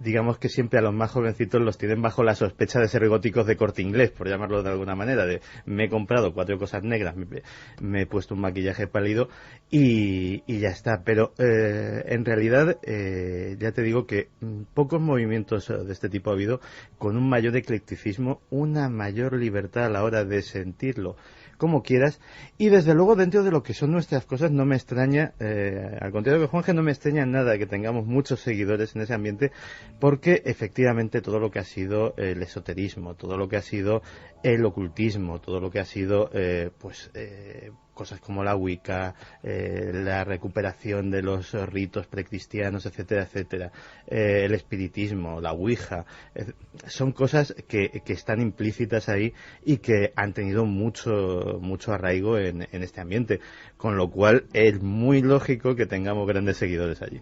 Me sorprende también eso, no le voy a decir la virulencia, pero sí como mucha gente tiene ese rechazo perfectamente respetable. Sobre todo con las tumbas de sus familiares. Claro, porque nos temen dicen quizá que... Eso es, incluso dicen que José desde Sevilla, que unos Retrum rompieron la tumba de su hermano, que tenía 6 meses de vida, que fotografiaron subiéndose en ella y que la distribuyeron por una web de una tribu urbana. Me imagino, como ocurre dentro de todos los ámbitos sociales, que siempre hay cabras locas, igual claro, y en aparte este que caso. No tenían nada que ver, ¿no? Y aparte que Retrum es el nombre de la novela que ha hecho Francés, que le pone un nombre así como global y que, por cierto, sorteamos esta noche. Pero también hay que tener cuidado porque la gente, con todo lo nuevo, ¿no?, confunde muchas veces términos. ¿Qué tiene que ver un profanador?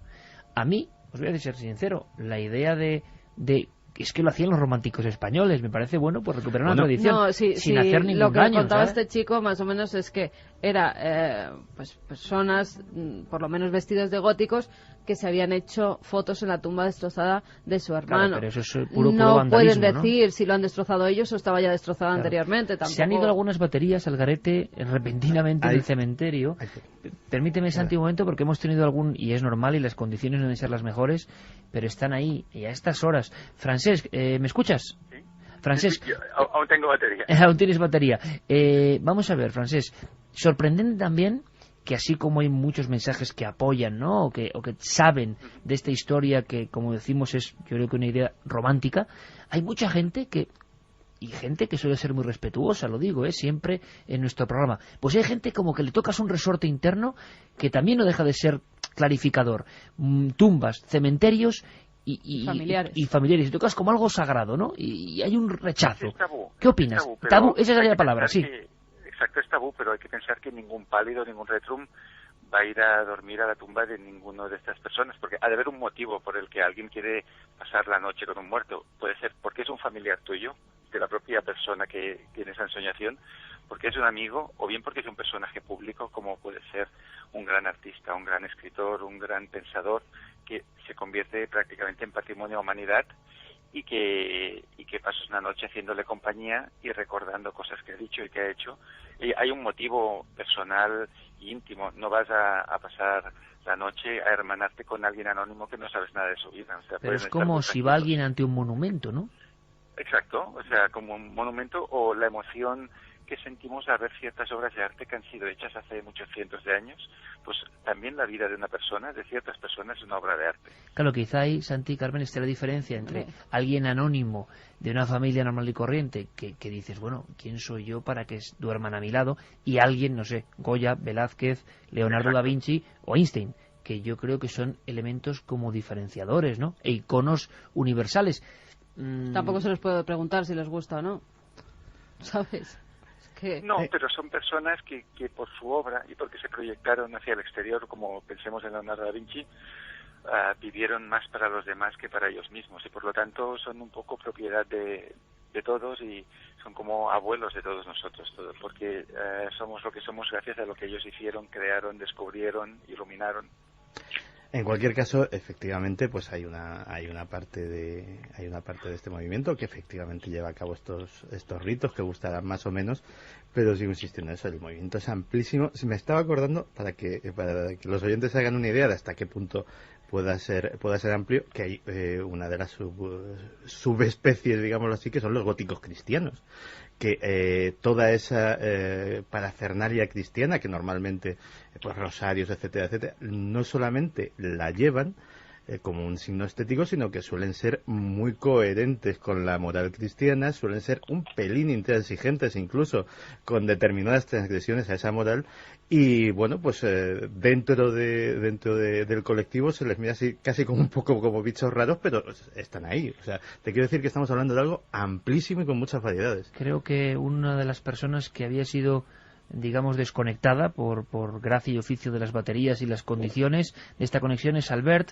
y quería preguntarle a Albert si además de estos ritos, digamos, de ensoñación o de dormir junto a una tumba o dejar una pregunta, se utilizan otras cosas, se están utilizando otras cosas, que también nos pregunta la gente por eso, más clásicas tipo Ouija o tipo espiritismo convencional pero hecho en cementerios, que se ha hecho toda la vida, pero si ahora también en este movimiento del que él forma parte, ¿se está recuperando esto o no? ¿No lo contempláis? Bueno, en este caso el rito no lo contempla. La idea es otra. Es una cuestión más de ese contacto cuando duermes, ¿no? No es un contacto tan directo. ¿Y ese sueño, Albert, siempre suele ser plácido o uno puede encontrarse con experiencias digamos que se tuercen, o conocéis gente que al hacer ese sueño no ha salido como él pensaba? Bueno, es un sueño. La verdad es que es bastante normal. Duermes, sueñas, a veces tienes pesadillas, tienes sueños plácidos, o incluso llegas a no soñar. Qué curioso. La lucidez, Albert, de esos sueños, sean positivos o sean el aspecto que tú has nombrado, la pesadilla, es especial. ¿Se diferencia de un sueño convencional que uno tiene en su dormitorio? ¿Es diferente soñar o el concepto que uno tiene de haber soñado cuando ha estado encima de una tumba en un cementerio? Es muy diferente. Es muy diferente. Es más como el hecho de dormir acompañado, de dormir abrazado, por ejemplo. Qué curiosa definición. Esa es especialmente mi sensación, pero yo comentando con la gente es básicamente lo que más sienten la compañía. De verdad que nos parece que es un fenómeno que irrita a mucha gente y sorprende a otros, y yo creo que es lo lógico en todo lo novedoso, que nuestra obligación es contarlo y contarlo en lugar de los hechos. Las comunicaciones no son todo lo buenas, como es lógico, y ha sido, yo creo que heroico que con esta conexión vía móvil hayamos escuchado parte de música, hayamos escuchado a varios amigos que están ahí, Juanje, Francés, Albert, y que de verdad os agradecemos un montón el esfuerzo. Hemos puesto sobre la palestra este fenómeno, que el pueblo opine lo que opine, evidentemente es libre para hacerlo, como libre será la gente para seguir haciendo sus cosas, y aquí seguiremos informando desde un camposanto bien especial, con mucha historia, que os contaremos, indagaremos en ella. Gracias a todos, amigos, un abrazo muy fuerte. Gracias.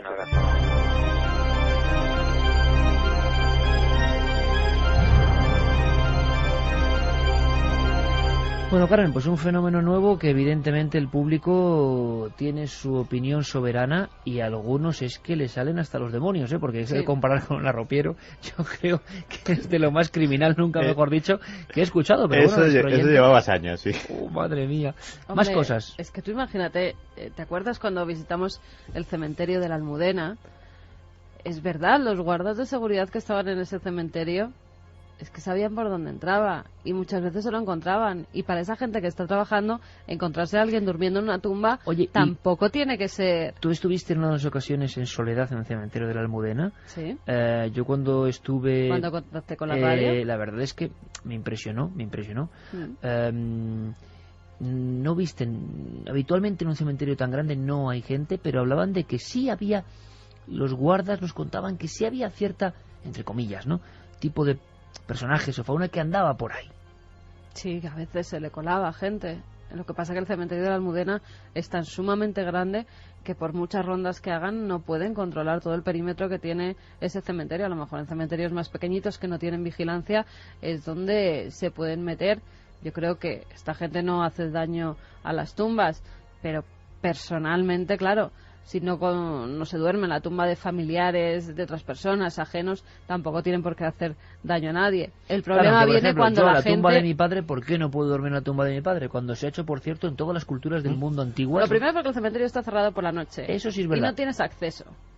Claro, habría que pedir y no un tienes permiso. Eso es. Porque nosotros siempre que andamos a los cementerios de noche... ¿Es delito entrar en un cementerio de noche? Pues yo no te lo puedo sin asegurar, permiso? pero me imagino que a sí. ver si nos lo dicen. Será delito entrar en cualquier recinto cerrado por la noche. Pero eso, me imagino. Pero eso es interesante saberlo. Así que yo no te lo puedo asegurar, Vamos con últimas preguntas.